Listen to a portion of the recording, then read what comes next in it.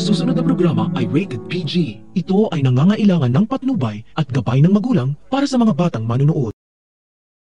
Hindi makapaniwala si Rosel na ibang tao pa ang naglantad sa mga anak niya tungkol sa tunay nilang ama dahil walang awang binunyag ni Jacinta na buhay pa si Chris.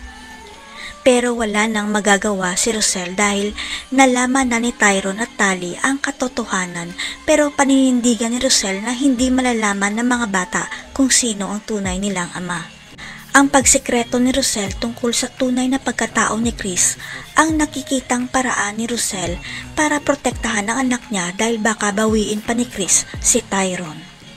Hindi man lang magawang magalit ni Rosel sa bruhildang si Jacinta dahil sa utang na loob at sa tingin niya wala siyang karapatan magalit dahil owner ito ng flower farm.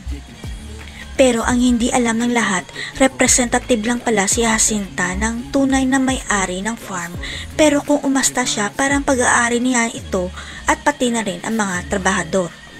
Hanggang sa makaabot ang balita sa tunay na may-ari tungkol sa kalupitan ni Jacinta sa mga tauhan sa farm, kaya nagdesisyon ang may-ari na bisitahin ang flower farm niya.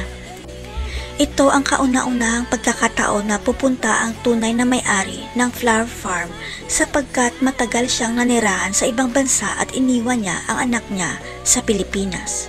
Magugulanta ang lahat dahil malalantad na hindi pala si Jacinta ang tunay na may-ari ng farm, pero mas nagulantang si Rosel nang sabihin na may-ari na siya ang tunay nitong ina. Makakaahaw na kaya si Rosel sa kahirapan dahil may-ari pala siya ng flower farm. Magiging mabait na kaya si Jacinta dahil si Rosel pala ang boss niya. Abangan.